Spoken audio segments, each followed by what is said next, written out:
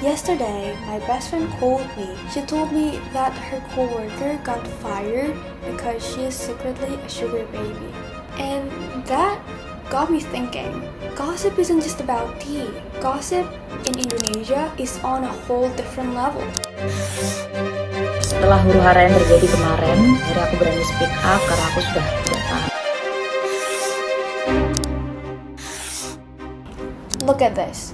In 2024, gossip ranks as a third most searched news genre. And even more iconic, there is a gossip account that Gen Z to boomers trust.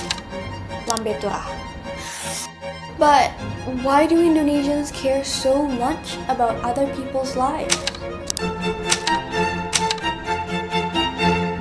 Back in the old days, Indonesia was not exactly as we know of today. Living was basically surviving. Our ancestors came from neighboring lands and bring along their culture of tight-knit communities. In here, they built their houses together, facing one another, like one big family. In these groups, knowing each other's business was not nosy.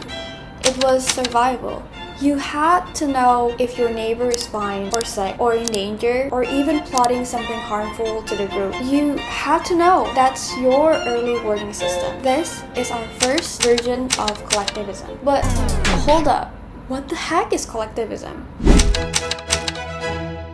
Collectivism, or also known as a collectivist society, is an idea that we don't live only as individuals, but also as part of a group. In that group, what we do isn't just for ourselves, but also for the greater good. In societies like this, people care deeply about each other, especially friends, family, and the community that we are born into. Taking care of our parents, it's not just a kind act, it's a duty. That's why in countries with strong collectivist values, like for example Indonesia, nursing home, it's still kind of taboo. According to Hofstede's cultural dimension, Indonesia scores only 14 on individualism scale. That's one of the lowest in the world. That's why values like harmony, unity, and family is not just idealism, it's norm. So when you're a part of a collectivist society, you're never really alone. On your graduation day, on your birthday, especially on your wedding day, the whole community shows up with you. That's all for the info drop. Let's go back to the main video. Over time, things change. As the society grew, the wealth gaps also appeared. Enter feudalism. This era is where lords rule and commoners, they had to hustle to survive. In that period, people used gossip not only to survive anymore, but also to climb. Who's in power? Who's out? Who should we flatter to get ahead? It's pretty similar to the society that we live in now, right? And then came religions like Islam, Protestantism, and Catholicism. All preach similar values like harmony, family, and togetherness. So yeah, gossip wasn't evil. It was basically survival. But everything has changed, right? Yet we still do it, even though we don't need it anymore to stay alive. The reason is because it's a generational habit. We learn it from our parents, and our parents learn it from their parents. It's true. People here are pretty curious about other people's lives.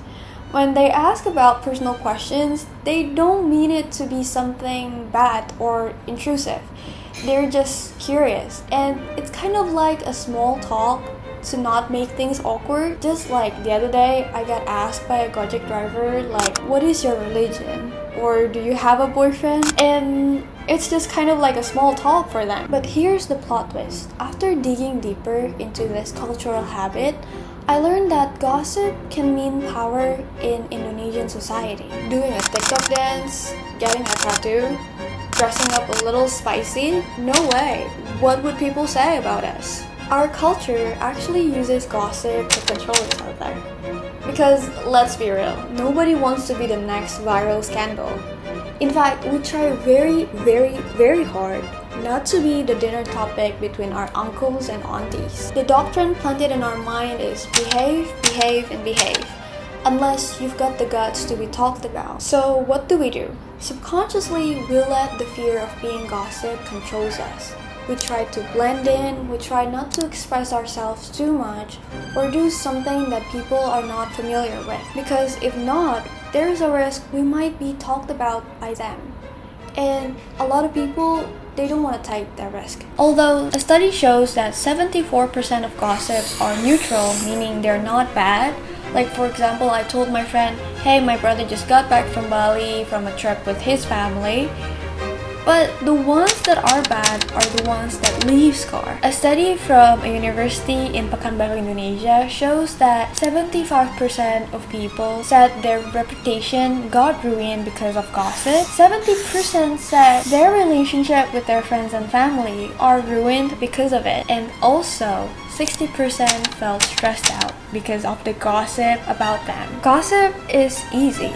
It's cheap, and for some people, it's their go-to punishment. They don't need to go to court or a fine to punish someone. They just need a spicy rumor and a bunch of people who are ready to listen and spread the gossip to others. I know this for a fact because I've been a victim too. And let's be honest, we don't always gossip to punish someone or to control someone. Sometimes we gossip because it feels great. Because when we gossip about someone else, especially if the gossip is a bad one, we feel great about ourselves. The reason is because when we gossip, we get the chance to run away and focus on someone else's problem instead of ours. We don't need to think about our life, how stressful it is, how pathetic we are, how unsatisfied we are with our relationship and the life that we're living in. We don't need to focus on our bad career or our bad boss. We just have to focus on someone else's flaws, someone else's problem. And because of that, we get to run away for a moment from the life that we don't like. And that's why gossip is great. So, what now?